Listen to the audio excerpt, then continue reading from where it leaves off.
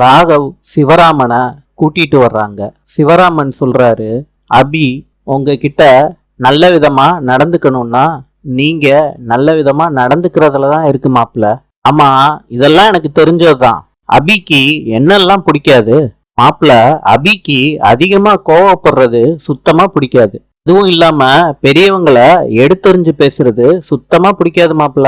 அப்புறம் இந்த வேலையில இருக்க பழுவ வீட்டுல இறக்கி வைக்கிறது அபிக்கு பிடிக்கவே பிடிக்காது. சிவராமன் அடுத்தடுத்து சொல்லிக்கிட்டே இருக்காரு ராகவ் கிட்ட. ராகவ் சொல்றாரு, ஓகே மாமா, கூல் மாமா, கூல்.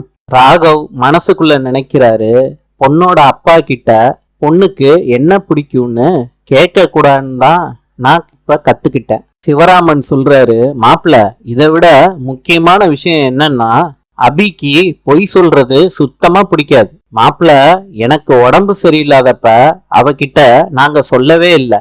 அபி என்ன பார்த்துட்டு சங்கடப்பட்டுட்டு உள்ள ஓடிருச்சு மாப்பிள.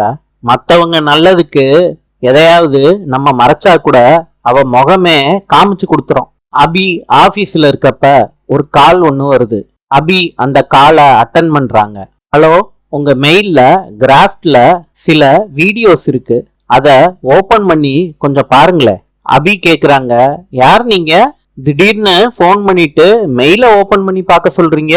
என்னங்க, எனக்கு சுத்தி வளைச்சு பேசுறது சுத்தமா பிடிக்காதுங்க. நான் சொல்றத கொஞ்சம் ஓபன் பண்ணி பாருங்களேன் அபி.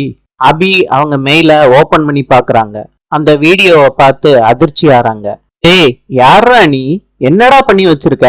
அபி, நான் சொல்றத மாத்திரம் நீ செய்யலாட்டி டிராப்ட்ல இருக்கலாம் சென்ட்டுக்கு போயிரும்.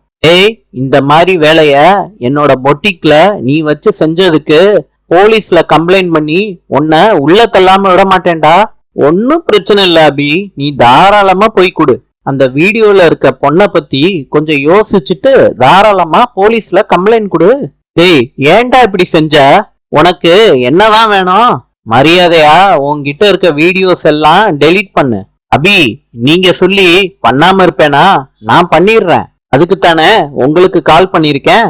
ஆனா அதுக்கு முன்னாடி நான் சொல்றத நீங்க செய்யணும். ஏய், என்னடா செய்யணும் சொல்லு. அபி, நீ உடனே உங்க வீட்டை விட்டு வெளியே போகணும். அந்த வீட்டு பக்கம் எந்த காரணத்துக்காண்டியும் நீ மறுபடி வரவே கூடாது. நான் அந்த வீட்டுல இருக்கிறதுனால உனக்கு என்ன பிரச்சனை? அபி, நான் சொல்றத கேளு. நீ அந்த வீட்டுல இருக்க கூடாது. அதுதான் என்னோட டிமாண்ட். அதுக்கு காரணம்லாம் என்னால சொல்ல முடியாது. உங்க ஹஸ்பண்ட் ராகவ் எங்களோட பரம எதிரி. அவர் கூட சேர்ந்து நீ வாழவே கூடாது. நீ வெளியே போகணும், அவ்வளவுதான். யார்ரா நீ? வாய மூடுறா. அவரு பேரை சொல்ல கூட உனக்கு தகுதி இல்ல. இப்படிப்பட்ட விஷயத்த செஞ்சிருக்க.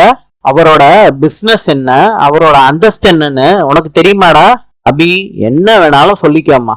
நான் சொன்னத நீ செய்யணும், இல்லாட்டி நான் சொன்னத நான் செய்வேன். அதனால பாதிக்கப்பட போறது சம்பந்தம் இல்லாத பொண்ணு. ஞாபகம் வச்சுக்க அபி. போனையும் கட் பண்ணிடுறாரு. அபி இத கேட்ட உடனே அதிர்ச்சி ஆறாங்க. ஆகாஷ் சொல்றாரு, முரளிய நாளைக்கு செக்கப்புக்கு கூட்டிட்டு போகணும்னு. முரளி அவர் மனசுக்குள்ளேயே சொல்லிக்கிறாரு, ஆகாஷ், நீங்க என்னைய டாக்டர் கிட்ட செக்கப்புக்கு கூட்டிட்டு போறதுக்கு முன்னாடி உங்களோட குடும்ப குத்து விளக்கு அபி இந்த வீட்டை விட்டு போன சோகத்துல மூழ்கிடுவீங்க.